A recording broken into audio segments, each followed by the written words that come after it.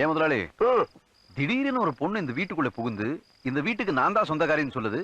அதை கேட்டுக்கிட்டு நீங்களும் பொத்திக்கிட்டு இருக்கிறீங்க. உண்மையில சொல்லுங்க, இந்த வீடு யாருது? சொன்னா தீத்துற போறியா? என்னால முடிஞ்சதை செய்யறேன், சொல்லுங்க. கரெக்ட்பா. இவ்வளவு நாளா என் மனசுக்குள்ள இருக்க விஷயத்த யாருக்கிட்டயாச்சும் சொல்லணும்னு நினைச்சேன். அதுக்கு ஒரு நல்ல வாய்ப்பு கிடைச்சிருக்கு. உங்ககிட்டயே சொல்றேன், உட்கார் ப்ளீஸ். கணபதி ஐயர்னு இருந்தாரு. 2 பேரா? ஒரு ஆளுதான்ப்பா. அவர்கிட்ட எங்க அக்கா காமாட்சி ரொம்ப நாளா வேலை பார்த்துக்கிட்டா. அப்படி வேலை பார்த்துக்கிட்ட எங்க அக்கால அந்த ஆளு ரொம்ப நாளா வச்சிருக்காருன்னு ஊருக்குள்ள ஒரு புரளி. அதை கேட்டு நான் ஆக்ரோஷப்பட்டு நேரா அவன் வீட்டுக்கு போய் அவன் சட்டையை புடிச்சு எங்க அக்கால வச்சிருக்கியா முள்ளடா அப்படின்னு ஒரு வார்த்தை கேட்டேன். அவன் என்ன சொன்னா?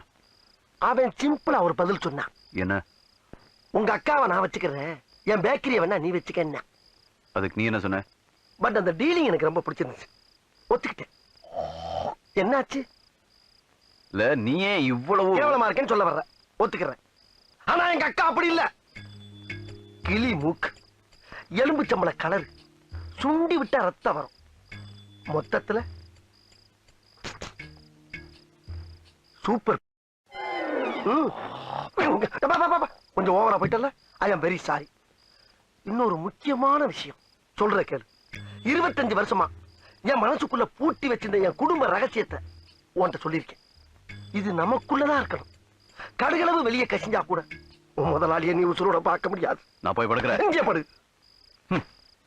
இவ்வளவு கேவலமான விஷயத்தை எவனாவது வெளியே சொல்லுவானாயா? அதை சொல்லிடுவேன்னு பயந்தாப்பா அவன் இங்க படுக்க சொல்றேன். சரிடா.